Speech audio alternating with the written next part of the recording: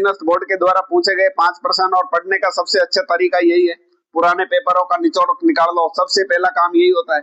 उसके बाद में आप रिवीजन करते रहना सबसे पहले, ताकि आपको आइडिया हो जाए। पहला क्वेश्चन है, निरंजनी संप्रदाय के संस्थापक कौन थे? अब यह प्रश्न कई बार पूछा है। निरंजनी संप्रदाय के संस्थापक और निरंजनी संप्रदाय के संस्थापक है संत हरिदास जी। अब हम पूरा का पूरा हरिदास जी का एनालिसिस करेंगे। देखिए, संत हरिदास जी जो है वो प्रसिद्ध भारतीय संत रहे हैं। इनके बारे में, इन्होंने निरंजनी संप्रदाय के संस्थापक इन्हें माना जाता है। निरंजनी संप्रदाय के लिए और संत हरिदास जी के लिए एक कहानी मैं आपको बता देता हूं। इनके लिए किंवदंती है कि ये पहले डाकू थे। क्या थे? डाकू थे। बाद में निर्गुण राम के ये उपासक बने, इसलिए इनको राजस्थान का वाल्मीकि कहा जाता है। संत हरिदास जी पहले क्या थे? पहले डाकू थे, इसलिए इनको राजस्थान का वाल्मीकि कहा जाता है। तो कैसे बने गुरुजी, थोड़ी सी कहानी बता दो। देखिए, पहले मैं आपको बता देता हूं कि जो संत हरिदास जी है, इनका जो मूल स्थान है वो कापडोड। कापडोड कहाँ पर है? तो कापडोड जो है वो नागौर के अंदर डीडवाना, राजस्थान के डीडवाना में नागौर कापडोड के मूल निवासी है। ऐसा कहा जाता है कि योगी गोरखनाथ ने इन्हें डाकू से क्या बना दिया था? संत बना दिया था। इसलिए इन्हें राजस्थान का कबीर कहा जाता है। किसे कहा जाता है? संत हरिदास जी को। आज का दूसरा क्वेश्चन देखो, किस शासक ने 36 कारखाने स्थापित किए थे? और ये प्रश्न कई बार पूछा है। देखिए, जिसने जयपुर की स्थापना की, सवाई जयसिंह, और सवाई जयसिंह ने 36 कारखाने स्थापित किए थे। एक लाइन बताऊं क्या? सवाई जयसिंह देखो बहुत बहुत बड़ा कलाकार था, कला प्रेमी था, हर प्रकार की कला से निपुण था। कौन? सवाई जयसिंह। इसलिए कहते हैं ना, हीरे की जो है परख जौहरी कर सकता है।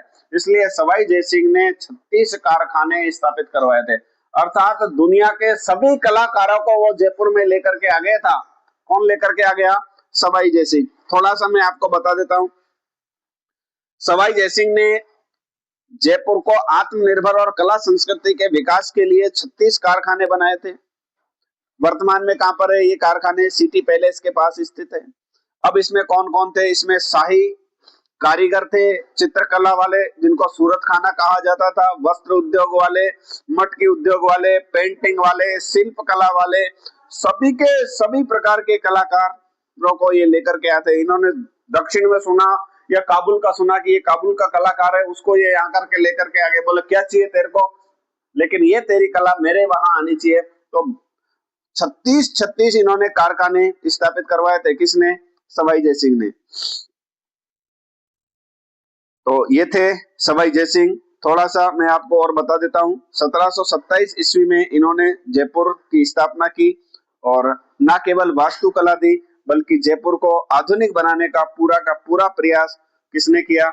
सवाई जयसिंह ने। देखो, सवाई जयसिंह ने सभी प्रकार के कलाकार लाए और उसमें तोप बनाने वाले कलाकार भी लाए थे। जैसे सिंह बाण तोप का इन्होंने निर्माण करवाया था। विभिन्न प्रकार के अस्त्र शस्त्र बनाने वाले कलाकार भी, यानी कला जिसमें कोई सी भी कला हो, चाहे नाचने की कला है, चित्र बनाने की कला है, या कोई भी कला है, तो उस कलाकार को इन्होंने छोड़ा नहीं। मतलब वो कहीं का भी हो, बोले जितना तेरे को पैसा चाहिए ले ले, पर चल मेरे 36 कारखाने में मेरे जयपुर आ जा, हवेली पे। तो ये थे सवाई जयसिंह, इन्होंने 36 कारखाने स्थापित किए थे। तीसरा क्वेश्चन देख लो, बार बार में पूछा जाता है, पर्यटन विभाग द्वारा आभानेरी महोत्सव किस स्थान पर आयोजित किया गया? तो आभानेरी दौसा, सबको पता है आभानेरी की चांद बावड़ी दौसा, और इस चांद बावड़ी के लिए ही आभानेरी प्रसिद्ध हो गया। दौसा का गांव है। दौसा जिले में आभानेरी अपनी ऐतिहासिक चांद बावड़ी बिल्कुल पता है। इसके अलावा यहाँ पर हर्षद माता का मंदिर है जो विश्व प्रसिद्ध है। चांद बावड़ी ऐतिहासिक इसलिए है, इसके लिए सुनो, यह दुनिया की सबसे गहरी और सबसे बड़ी बावड़ियों में से एक है। कौन सी? जो दौसा आभानेरी में स्थित है ना, कौन सी बावड़ी? चांद बावड़ी। चांद बावड़ी। गुरुजी चांद बावड़ी नाम क्यों पड़ा? क्योंकि चांद ने इसका निर्माण करवाया था। दुनिया की सबसे गहरी और सबसे बड़ी चांद बावड़ी है सबसे गहरी है तो कितनी है गुरुजी, बता सकते हो क्या आप? हाँ बिल्कुल, मैं आपको बता देता हूँ, लगभग 1 किलोमीटर, अर्थात 900 कुछ मीटर गहरी है। लगभग 1 किलोमीटर के लगभग ये गहरी है। और इसके लिए आपको एक लाइन में आपको बता देता हूँ, 13 मंजिल की है। कितने मंजिल की है? जो चांद बावड़ी है वो 13 मंजिला है। 3 तरफ इसमें सीढ़ियां है और सीढ़ियों की संख्या मैंने एक वीडियो में पहले भी आपको बताई थी, लगभग 3500 सीढ़ियां है इसमें इसमें चांद बावड़ी में। तो आभानेरी दौसा और बहुत अच्छा पर्यटन स्थल है। हर्षद माता का मंदिर भी यहाँ पर है, चांद बावड़ी है, दोनों के दोनों महत्वपूर्ण है। न केवल स्वदेशी बल्कि विदेशी पर्यटक भी यहाँ पर आते हैं। इसका निर्माण किसने करवाया? मैंने आपको बताया था ना, निकुंभ वंश के राजा चांद के द्वारा इसका निर्माण करवाया था। और गहराई मैंने आपको बताई थी, कितना मीटर में नहीं है, ये फीट में है और 100 फीट गहरी है। कितने फीट गहरी है? 100 फीट।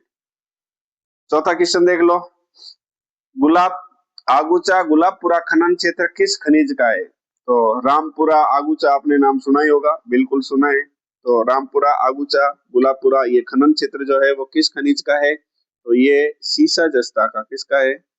सीसा जस्ता के लिए प्रसिद्ध है रामपुरा आगुचा। देखो थोड़ा सा बता देता हूँ, राजस्थान के भीलवाड़ा जिले में रामपुरा आगुचा बिल्कुल विश्व की प्रसिद्ध खान है। सीसा जस्ता की सबसे बड़ी खान है और वेदांता ग्रुप के द्वारा ये संचालित है। वेदांता आप समझते होंगे, HZL अर्थात हिंदुस्तान जिंक लिमिटेड के द्वारा यहाँ से सीसा जस्ता निकाला जा रहा है।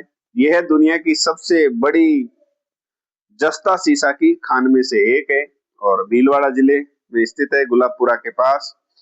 वेदांता ग्रुप के द्वारा संचालित है। इतनी लाइन ही आपको याद करनी है, वापस देख लो। सबसे बड़ी खान है। हाँ, और ये जो खान है ना, इसके लिए मैं आपको बताने जा रहा था कि लगभग 1 किलोमीटर गहराई तक खुदाई करके, इतनी गहरी पहली खान है ये सीसा जस्ता की। तो लगभग 1 किलोमीटर गहराई से ये सीसा जस्ता निकाल रही है। कौन सी खान है? रामपुरा या गुलाबपुरा आगुचा की जो खान है, 955 मीटर इसकी खुदाई है और ये भी दुनिया की सबसे गहरी खुली और भूमिगत खदानों में से एक है। वेदांता ग्रुप के द्वारा, हिंदुस्तान जिंक लिमिटेड के द्वारा सीसा जस्ता यहाँ से निकाला जा रहा है। आज का लास्ट क्वेश्चन और देख लो, क्या है? सोनोग्राफी में किस प्रकार की ध्वनि तरंगों का उपयोग किया जाता है? और ये प्रश्न पूछा हुआ है हाल ही में। देखिए सोनोग्राफी आपने नाम सुना, अल्ट्रासाउंड, बिल्कुल उच्च आवृत्ति वाली ध्वनि तरंगे होती है। उच्च आवृत्ति तो कितनी होती है गुरुजी ध्वनि तरंगे? पूरी प्रक्रिया क्या है मैं आपको देखो समझाता हूँ, सिंपल सी भाषा में सुन लो। उच्च आवर्ता वाली ध्वनि तरंगे पराश्रव ध्वनि है जो टकरा करके वापस आए।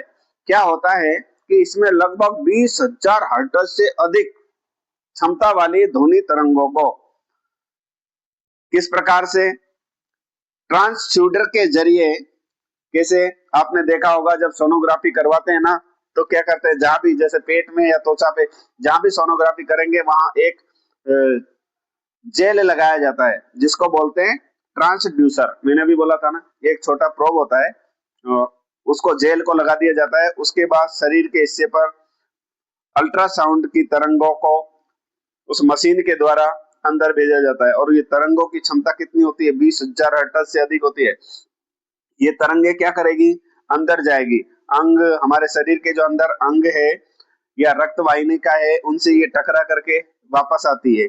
और जब ये टकरा करके वापस आती है तो क्या होता है कि वो कंप्यूटर के माध्यम से, आपने देखा होगा एक मॉनिटर लगा होता है जिसको ट्रांसड्यूसर क्या करता है, वापस आने वाली इन गूंजों को रिकॉर्ड करता है और कंप्यूटर इन गूंजों की गति और समय के आधार पर आंतरिक अंगों की लाइव तस्वीर, जिसको अपन वीडियो मॉनिटर पर दिखाता है, और इसमें सारी चीजें देख लेते हैं।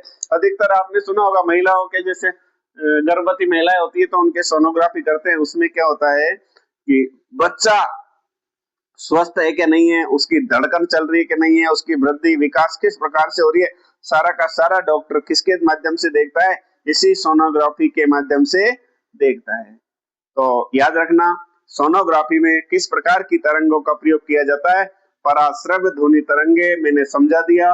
फिर भी आपको समझ में नहीं आया तो वापस बोल रहा हूँ, ध्वनि तरंगे होती है 20,000 हर्ट्ज, जिनको अपन सुन नहीं सकते। 20,000 हर्ट्ज से अधिक इनकी क्षमता होती है। उनको क्या किया जाता है कि एक विशेष प्रकार का जेल हमारे शरीर पर जो है त्वचा पर लगाया जाता है, मशीन के द्वारा उनको अंदर भेजा जाता है। वो तरंगे अंदर से टकरा करके वापस आती है और वो जो है वीडियो या फिर चित्र बनाती है। वापस आते समय वो जो टकराती है उसका चित्र बनता है और उसको मॉनिटर पे डॉक्टर देखता है और सारी की सारा अंदर देख लेता है कि जो भी क्या परेशानी है, अंदर कोई किसी प्रकार का ट्यूमर होता है उसका पता लगाने के लिए भी इसका प्रयोग किया जाता है। किसी के स्टोन पथरी हो तो उसके लिए भी सोनोग्राफी डॉक्टर करता है कि भाई पथरी है कितना एमएम है, इसका भी पता देखो डॉक्टर लगा लेता है सोनोग्राफी के माध्यम से। तो सोनोग्राफी में पराश्रव ध्वनि का उपयोग किया जाता है। आपने ध्यान से सुना, इसके लिए बहुत बहुत धन्यवाद, साधुवाद आपको। ये आपके लिए कीमती है। वीडियो अच्छा लगे तो आप चैनल को सब्सक्राइबर तो कर दो और सब्सक्राइब करने के बाद लाइक कर दो। Thank you so much. अच्छा लगे तो आपके दोस्तों की, क्योंकि कर भला तो होगा भला, दोस्तों को भी आप शेयर कर सकते हो।